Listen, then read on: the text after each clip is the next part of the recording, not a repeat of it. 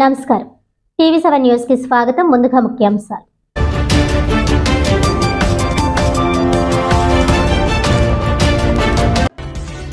పదిహేడవ రోజు కొనసాగుతున్న అంగన్వాడీ టీచర్స్ అండ్ హెల్పర్స్ నిరసన దీక్షలు.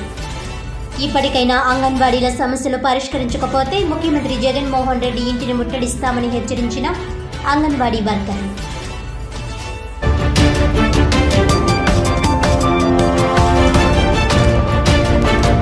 కాంగ్రెస్ పార్టీ కార్యాలయంలో ఘనంగా కాంగ్రెస్ పార్టీ ఆవిర్భావ దినోత్సవం. దేశాభివృద్ధిలో కాంగ్రెస్ పార్టీ కీలక పాత్ర వహించిందన్న మాజీ కేంద్ర మంత్రి ఎంఎం పల్లం రాజు.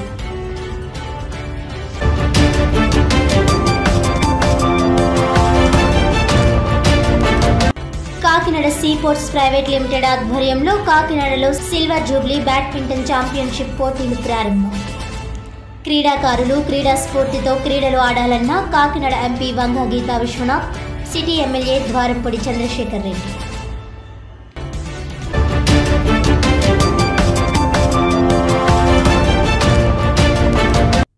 వివరాల్లోకి వెళ్తే, దేశ అభివృద్ధిలో కాంగ్రెస్ పార్టీ కీలక పాత్ర వహించిందని మాజీ కేంద్ర మంత్రి ఎంఎం పల్లం రాజు అన్నారు.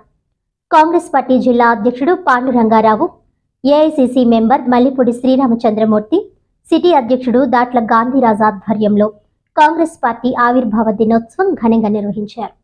జిల్లా కాంగ్రెస్ పార్టీ కార్యాలయంలో కాంగ్రెస్ పార్టీ ఆవిర్భావ దినోత్సవం సందర్భంగా పార్టీ జెండాలు ఎగురవేశారు. ఈ సందర్భంగా వారు మాట్లాడుతూ, కాంగ్రెస్ పార్టీ ఆవిర్భవించి 138 సంవత్సరాలు పూర్తి చేసుకున్న సందర్భంగా కార్యకర్తలు, నాయకుల నుండి విరాళాలు సేకరించడం జరుగుతుందన్నారు.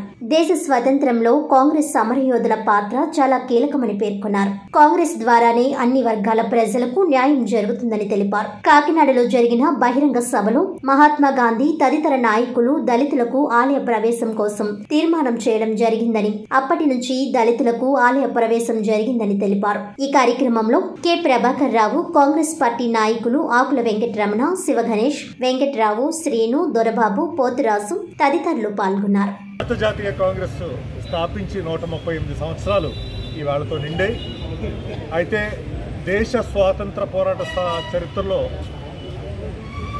భారత జాతీయ కాంగ్రెస్ ఏ విధంగా పోరాడింది,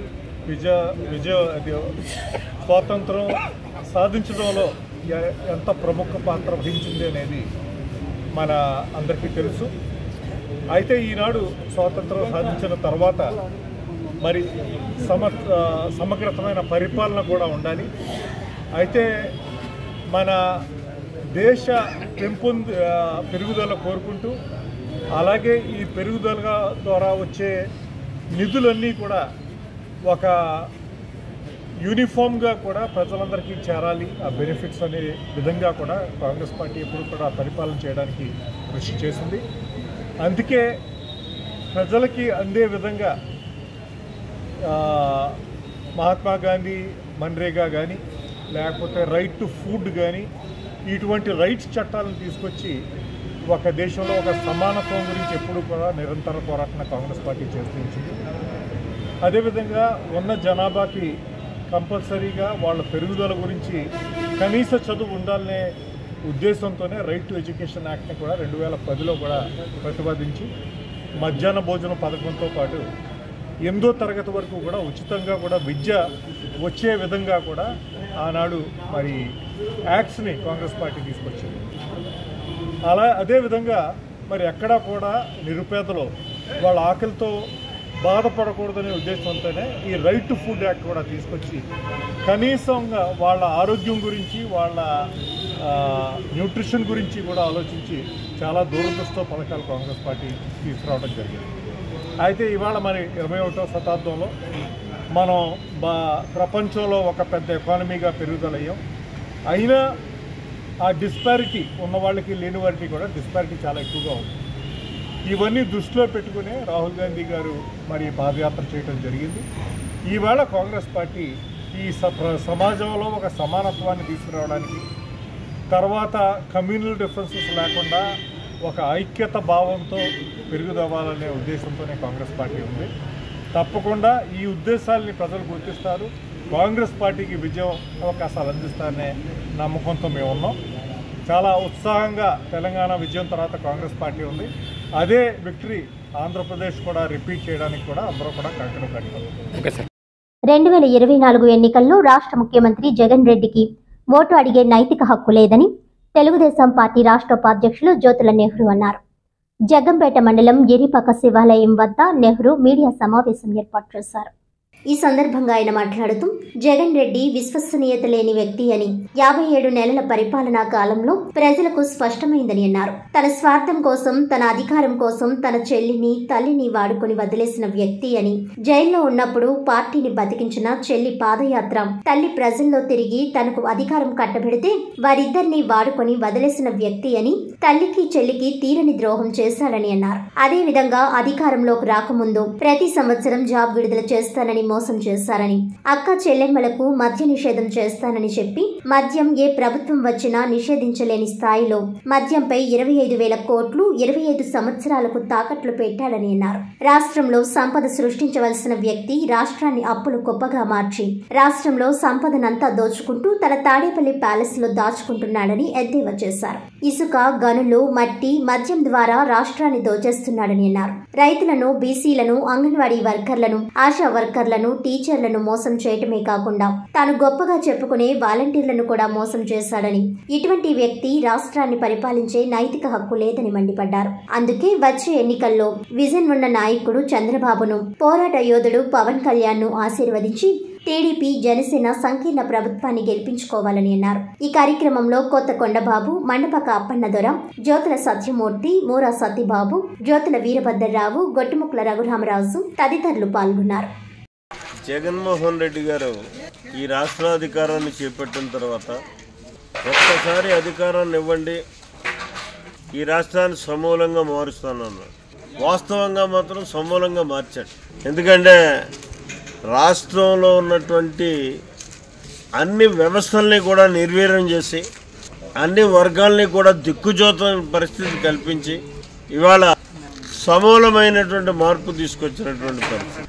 అంతేకాదు తనకున్న అలవాటు ఏంటంటే ఎవరినైతే ఎక్కువగా వాడుకుంటాడో అవసరం తీరిపోయిన తర్వాత వాళ్ళు వదిలేయడం అన్నది ఆయన నైజం. దీనికి ఉదాహరణ చెప్పాలంటే ఎవరినో బయట వాళ్ళు చెప్పక్కర్లే, తల్లి చెల్లి శర్మిలమ్మ జగన్మోహన్ రెడ్డి జైల్లో ఉన్నప్పుడు ఈ పార్టీని పరిరక్షించారు. పార్టీకి దిక్కెవరు అని చెప్పి ఎదురు చూస్తున్నటువంటి ఆ తరుణంలో ఆవిడ సుదీర్ఘమైనటువంటి పాదయాత్ర చేసి పార్టీని బతికిస్తే తల్లి పార్టీ పెట్టిన దగ్గర నుంచి అతను అధికారంలోకి వచ్చే వరకు కూడా వయసును కూడా లెక్క చేయకుండా ఆ నుంచి తనయుడు అధికారంలోకి రావాలని చెప్పి కష్టపడితే కష్టపడ్డటువంటి చెల్లిని, కష్టపడ్డటువంటి తల్లిని కూడా కనీసం గుర్తింపు ఇవ్వకుండా మోసం చేసి వదిలేసినటువంటి పరిస్థితి. అదే నిదర్శనం. అంతకేం ఎక్కువగా చెప్పుకోవాల్సినటువంటి పరిస్థితి. ఇకపోతే మళ్ళీ ఇక్కడ ఆంధ్ర రాష్ట్రంలో ఉన్నటువంటి మహిళా సోదరీమణులను అతి దారుణంగా మోసం చేసి ఏంటంటే నేను అధికారంలోకి వచ్చిన వెంటనే దశల వారీ మద్యపాన నిషేధాన్ని తీసుకొస్తాను, 5 సంవత్సరాల అధికారం పూర్తయ్యే లోపల మద్యపానాన్ని నిషేధించడం దశల వారీ మాట అటుంచి భవిష్యత్తులో ఏ ప్రభుత్వం వచ్చినా సరే మద్యపానాన్ని నిషేధించకుండా ఉండే విధంగా 25,000 కోట్ల రూపాయలు మద్యపాన ఆదాయాన్ని ఆసరాగా చూపెట్టి అప్పు తెచ్చి ఇవాళ భవిష్యత్తులో వచ్చేటటువంటి ప్రభుత్వాలు కూడా దాని మీద ఏ చర్య తీసుకోకుండా ఆడబడుషులందరినీ కూడా మోసం చేసినటువంటి పరిస్థితి. ఇప్పుడు ఇవాళ చూసినట్టయితే అన్ని ఎవరైతే మాట నమ్మి జగన్మోహన్ రెడ్డి కోటేసినటువంటి వాళ్ళు ఉన్నారో అంగన్వాడీ వర్కర్లు కానీ, ఆశా వర్కర్లు కానీ, టీచర్స్ కానీ సరే తన మానస పుత్రిక అని చెప్పుకునేటటువంటి వాలంటీర్ వ్యవస్థ కానీ నినదిస్తున్నటువంటి పరిస్థితి, ఉద్యమాలు చేస్తున్నటువంటి పరిస్థితి. ఇంకెవరిని మిగిలిరు మోసం చేయడానికి? మంచి పరిపాలన వస్తుంది, మంచి సంపాదన సృష్టించుకుంటాం, నిరుద్యోగ వ్యవస్థను పరిరక్షించుకుంటాం, ఇవన్నీ ఉంటాయి. కాబట్టి చంద్రబాబు, పవన్ కళ్యాణ్ కలియికను బలపరచమని చెప్పి ఆంధ్ర రాష్ట్ర ప్రజానీకాన్ని ప్రత్యేకంగా కోరుకుంటూ సెలవు తీసుకుంటున్నాం. క్రీడాకారులు క్రీడా స్ఫూర్తితో క్రీడలు ఆడాలని Kakinada MP Vangageetha Viswanath, Kakinada city MLA Dwarampudi Chandrasekhar Reddy అన్నారు.